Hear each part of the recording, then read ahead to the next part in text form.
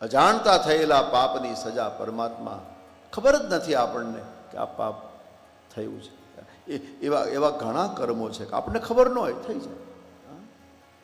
શાસ્ત્ર તો એમ કહે છે કે ભાઈ જીવન જીવવા માટે પણ તમારે પાપ કરવા પડશે. એ પાપ નહીં કરો તમે જીવન નહીં જીવી શકો. જીવો જીવસ્ય ભોજનમ, જીવનો આહાર જ જીવ છે.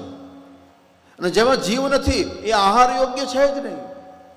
જૈન દર્શન એ એમ કે શ્વાસ ગરમ બારો કાઢો, ગરમ શ્વાસ બારો કાઢો તો કેટલાય સૂક્ષ્મ કીટાણુઓ મૃત્યુ પામે છે.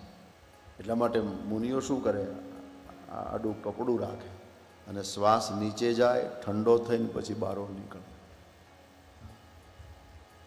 હવે શ્વાસ લેવો એ જો પાપ હોય, વિચારો. છે ઘણા એવા પાપ છે જે આપણે કરવા જ પડે, અનિવાર્ય છે.